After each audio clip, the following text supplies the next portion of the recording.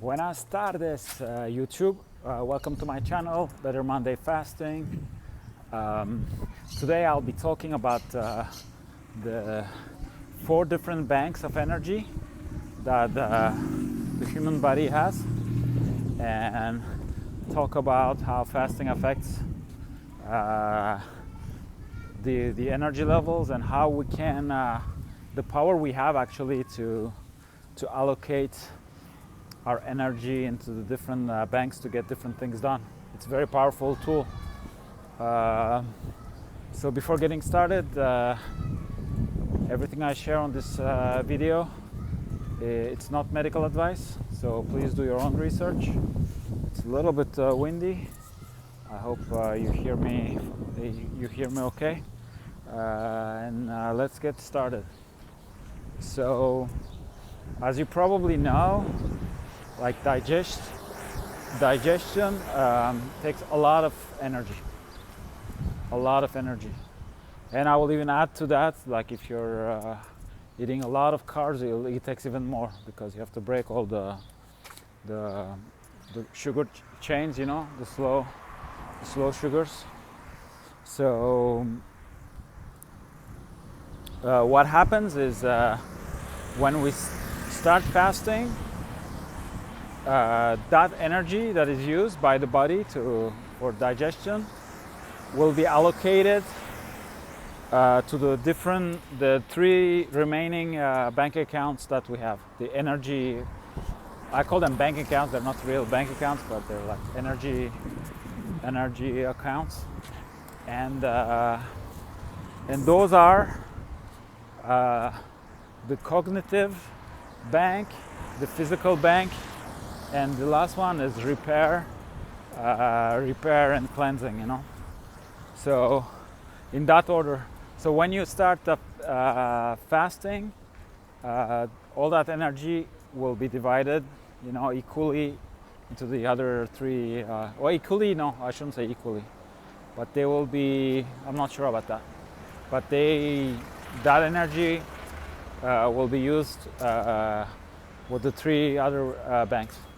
Then if you take like a cognitive break, you know, you don't do any intellectual work, you're not reading, you're not watching TV. I mean, you kind of let it go, maybe meditate or take walks, but you just don't think too much. Then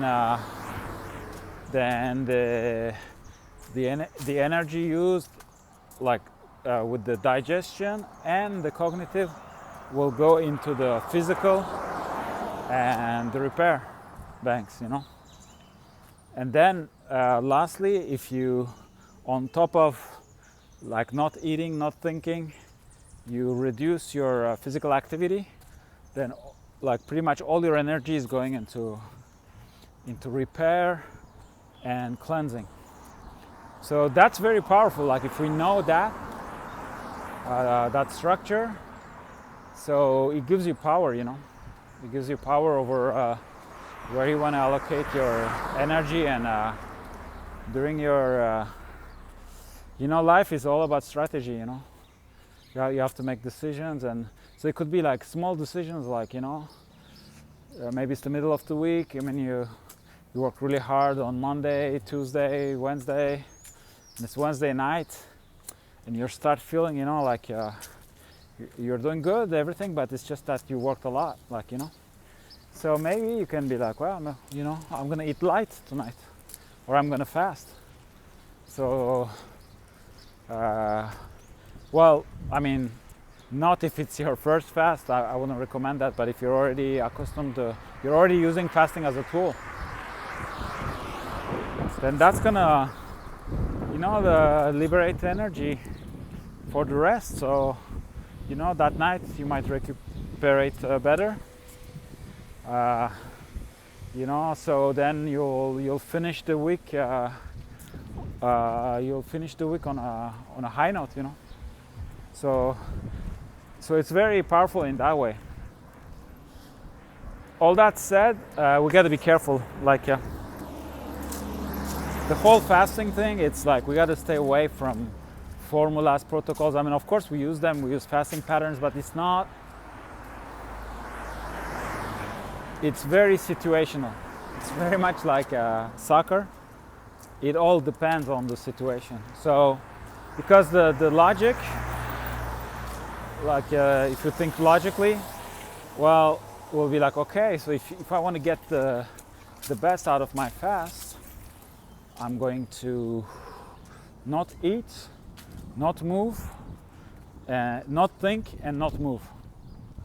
And that's absolutely correct to a certain extent, you know, like that's absolutely correct. And you'll see during some of your fast, you might experience that, you know, you're fasting and you don't want to do anything, so you maybe lay down, sleep a little bit.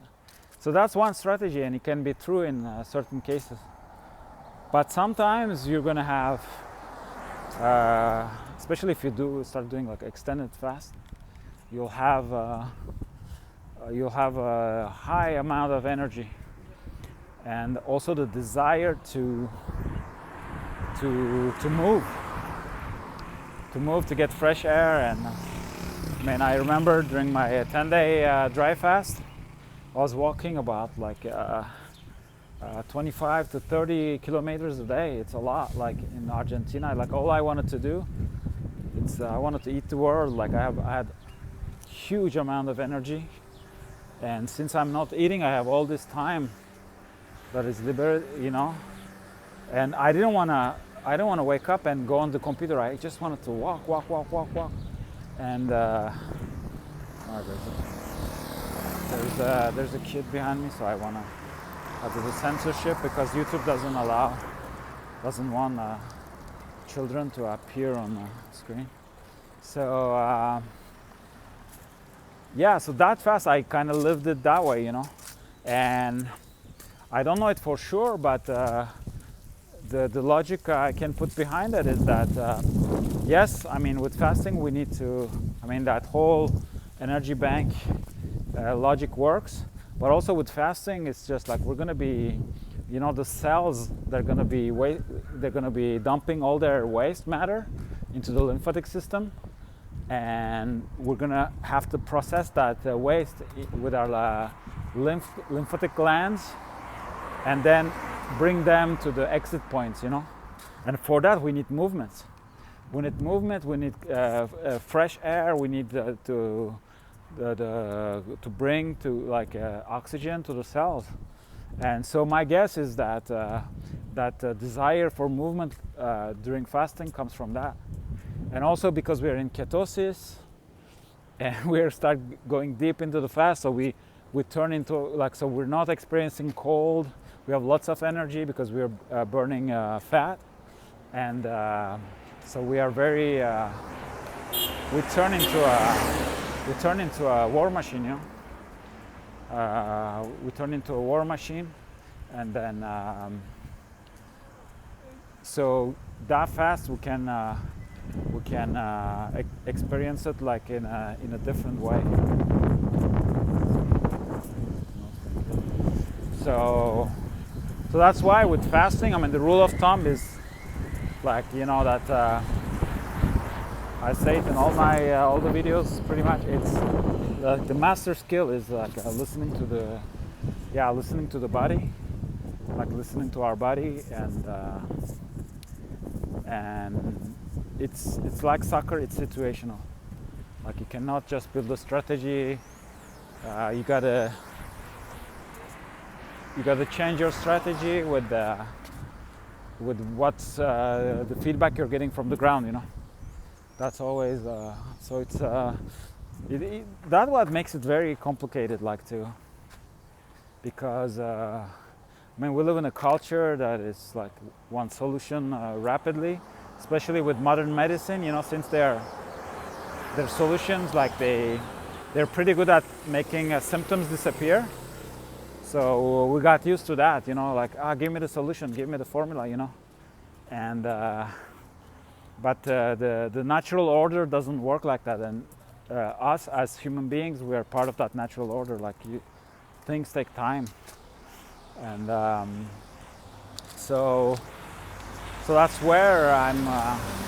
It's a bit difficult for me, like to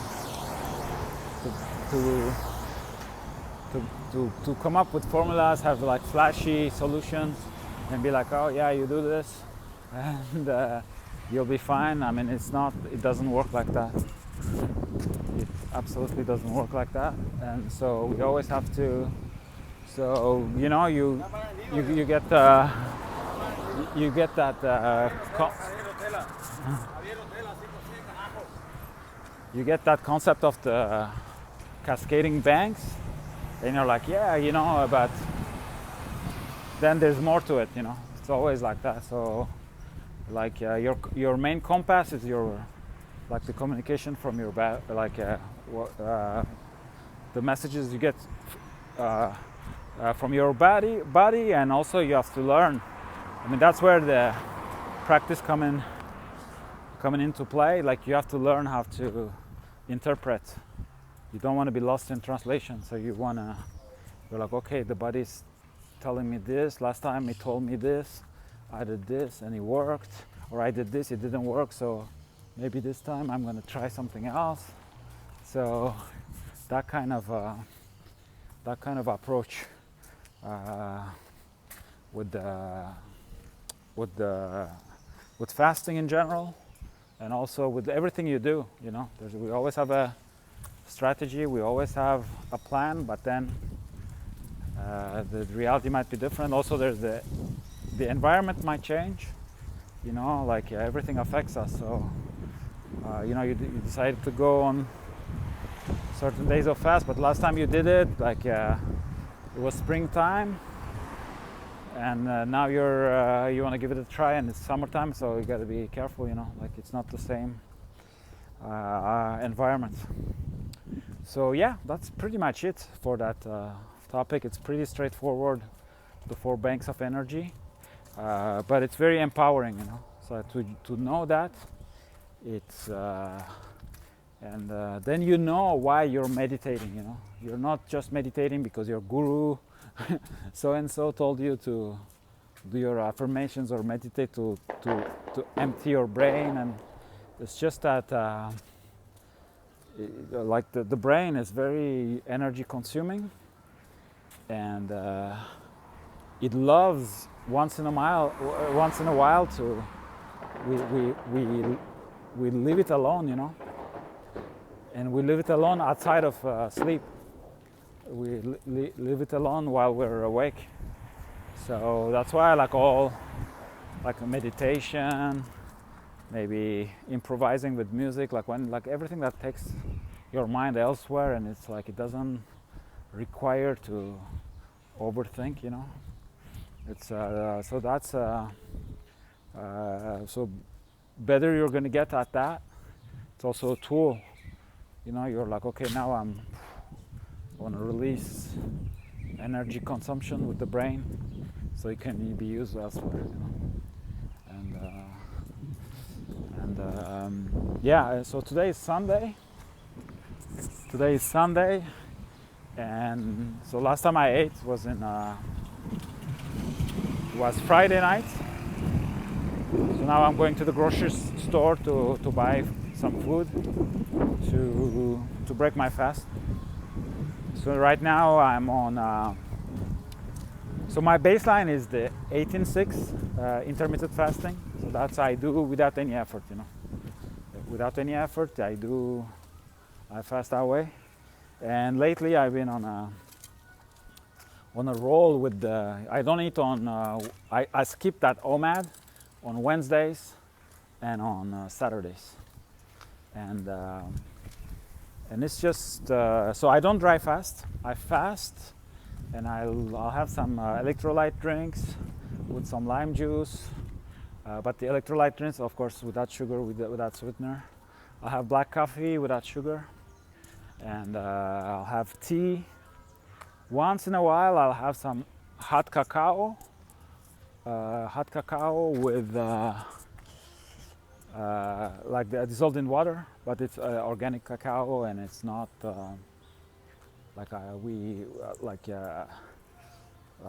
organic cacao, no milk, nothing.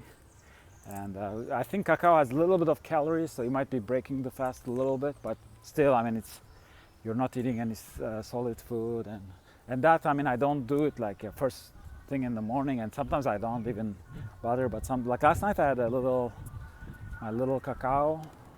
And also when I'm on keto, and I don't consume any, processed sugars, and so it's like even something as basic as unsweetened cacao with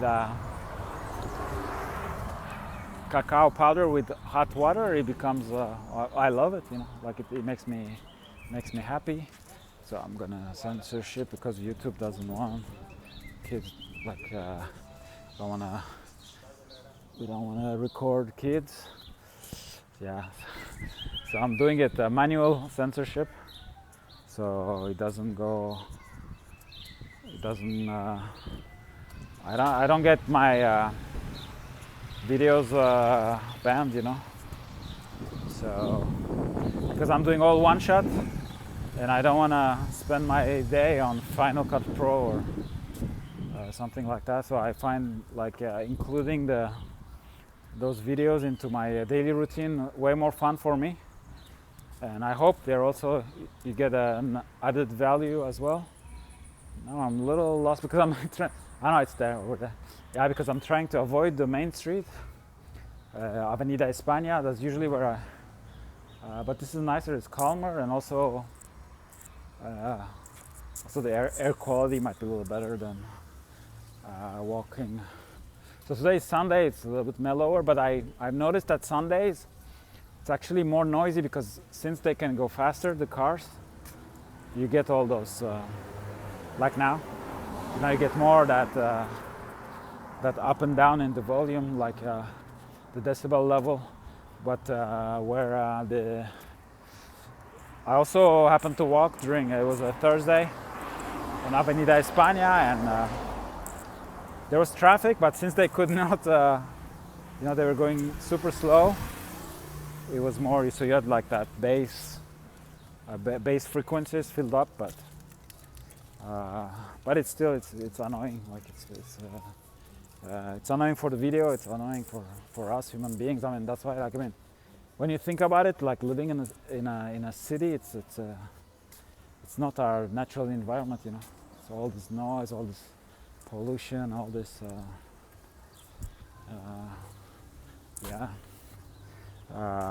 but what I love about Latin America is that a lot of the cities, they're very close to nature. When here, Asuncion is it's very green. Before coming here, I was in Medellin, Colombia, and that's like, it's like a city inside the jungle. They kept all the trees, and all those trees, they're, absorbing the noise and air pollution. Like it's like, so you're in a city, but you don't feel the stress, and also it's like you always have shades, natural shades, with the natural shades thanks to the trees. So it's very cool in that sense. So there are cities, also Mazatlan. I love it. Like it's a real city, but it's like it's on the coast. So depending on where you live, like you don't feel that stress. Urban stress. So yesterday was nice. I went to this coffee shop called Totem. They're a roaster, but they have the coolest coffee shop, and they really welcome digital nomads. And so they said I was really welcome to come. I can stay there 3-4 hours if I want, just drinking one cup of coffee. So I was there, and then I had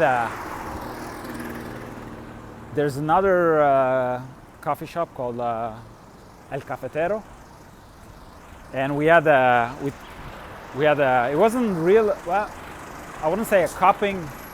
Technically, it wasn't a cupping, but we got to taste like 3 different, like delicious Colombian coffee.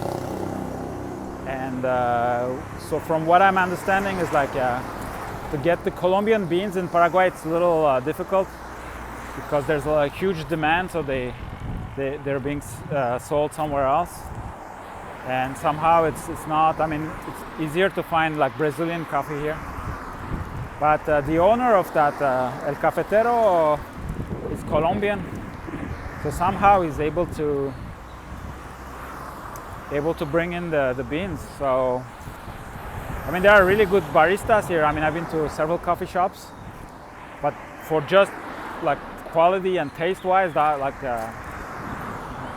El Cafetero has been amazing. I think because I mean he probably gets better beans. I mean more like specialty coffee beans, and also he trains well his baristas, you know.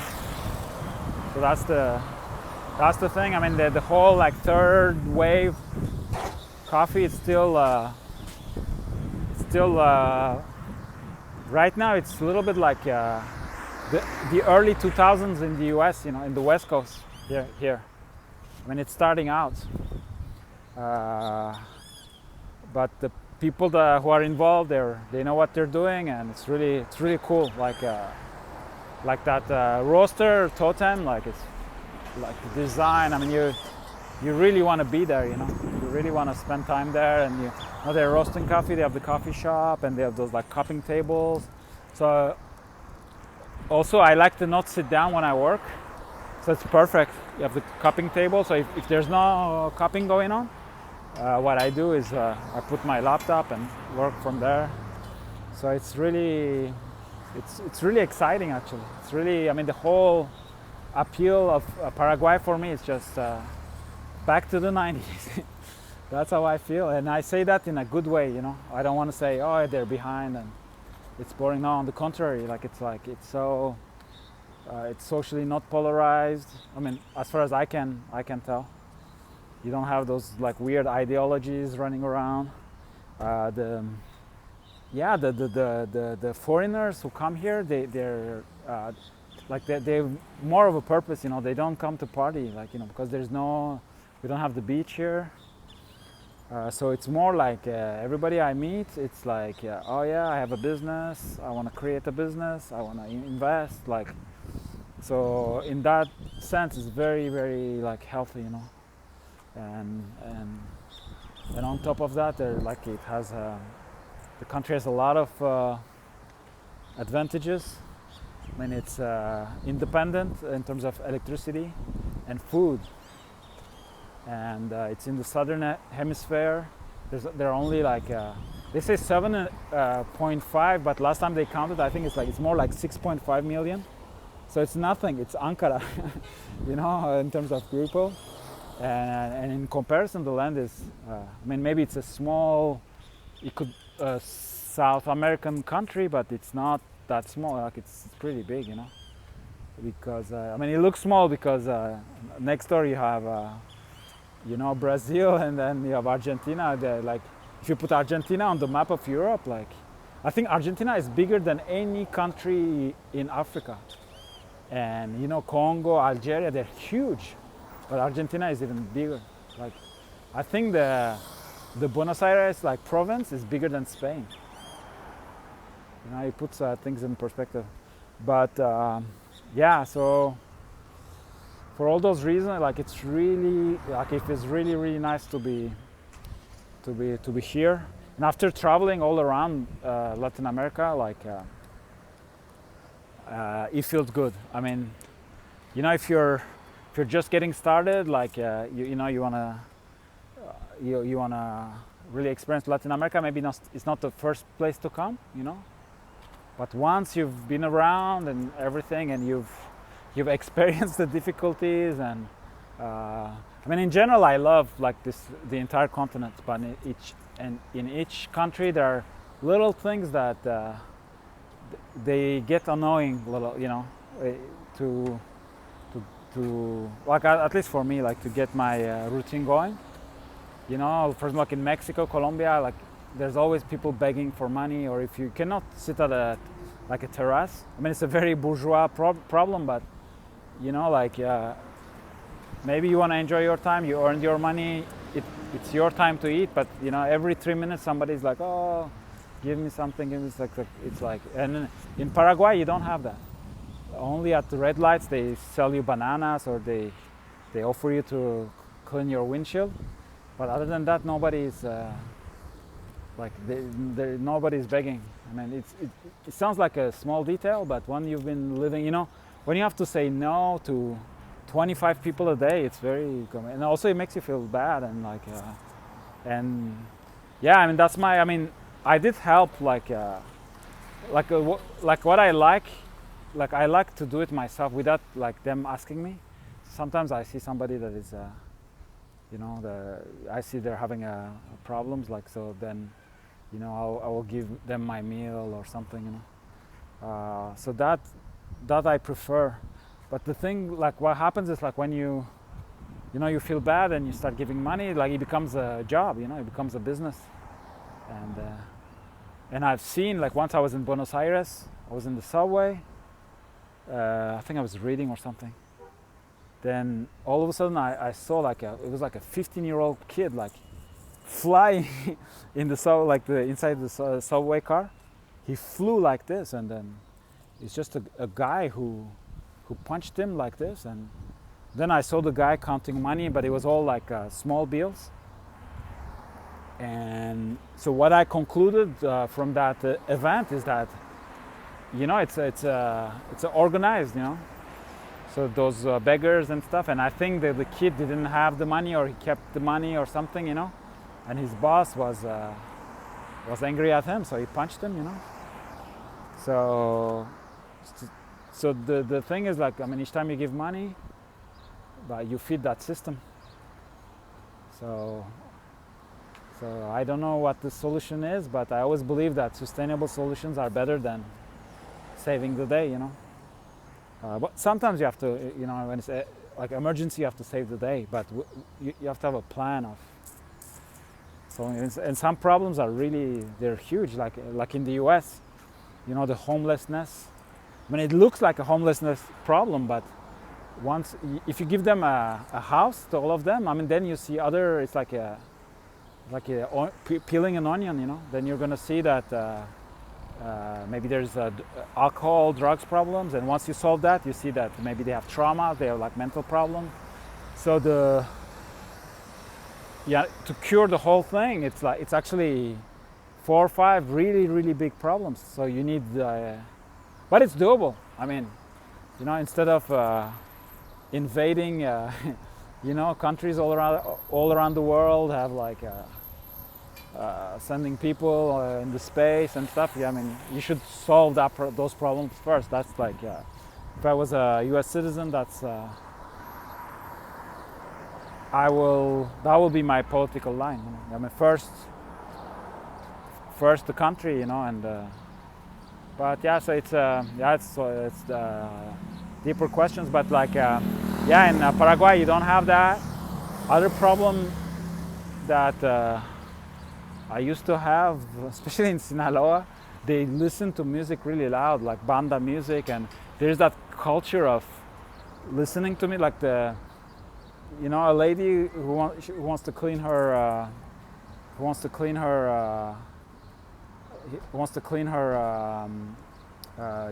yard, her patio. She puts the music really loud and cleans, and she's happy and she's doing it. I mean, I understand, but it's like, I don't want to listen to your music, you know. And that it's not something that, yeah. And sometimes you'll have, you know, on my street, they will close the street, put a stage, and bring some banda orchestra, and like, whoa, pop, pop, pop, pop, pop. And yeah, cool. Just let me know, you know, so I know that day you're having a fiesta, and, you know, I'll go work at a coffee shop because I live in the studio and I have nowhere to go. And the music is really loud, and then you look at what's going on. There are 3 couples dancing and there's nobody, and so it's really screwed up, and you cannot say anything because you don't know, because it could be a narco guy who's throwing a fiesta because he can. So you're like, hey, lower the music, and he puts 2 bullets in your head, you know. I mean, it's a possibility. I mean, obviously it didn't happen to me, and I never witnessed something like that, but it's just, so constantly music, and I'm a musician, so I also need to play. I also produce like noise, you know. But I'm always like, I try to, even sometimes it gets really hot, I close the windows and everything because I don't want to bother people, you know. And also if I'm recording, I need, like, I cannot, my music get mixed up with the music. So it's really annoying. And sometimes they come with their car, they have that culture, they come with the car, they open up the doors at 2 in the morning. So you're sleeping, like, they park in front of your building, and then how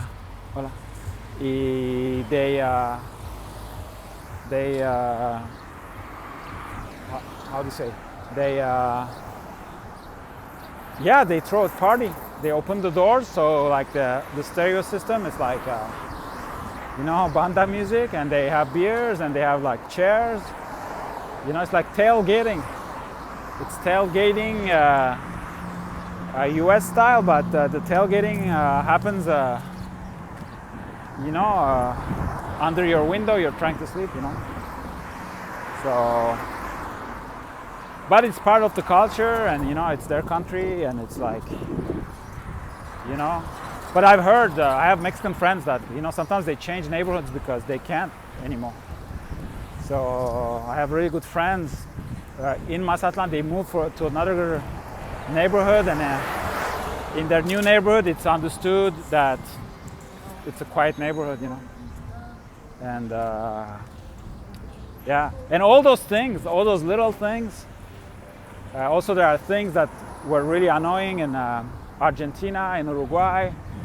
There are small things, you know, like of course not complaining, but like after a while and so I come to Paraguay, and all those little tiny things that were bothering me, they don't exist here. So that's just amazing. Like I was like, wow, that's great. You know, that's really, because you can focus on, you can focus better on what you want to do. Nobody is messing with you. Nobody, you know, it's quiet. You can get a good night of sleep. Like it's, I mean, small details, but they're, and it's way like, you got to be careful, but it's way safer than other places I've been to. I mean, I don't know if I will do like a YouTuber with a selfie stick with my cell phone like that. You know, there are some places I lived. I mean, if your video will last 5 minutes, you know, and it will be like your last video until you buy another camera. You know, like it's. So yeah, and for all those things, Paraguay has been incredible so far. Really enjoying it. So yeah, one little bit of, I think this time I managed it well. Like I did the video with the actual topic, and then went on a tangent. So like on the second half of the video. But yeah, that was my take on the 4 different energy banks of our body, and how we can, by just being aware, how we can, you know, use them in a strategic way to allocate energy into the different banks, depending on what we want to achieve, how we feel what we want to achieve, and get the best out of our day, out of our week, out of our life. You know, that's how it's so interesting. It's like it's those small details. They have a huge impact on the big picture. Okay, thanks for watching, and I see you in another video.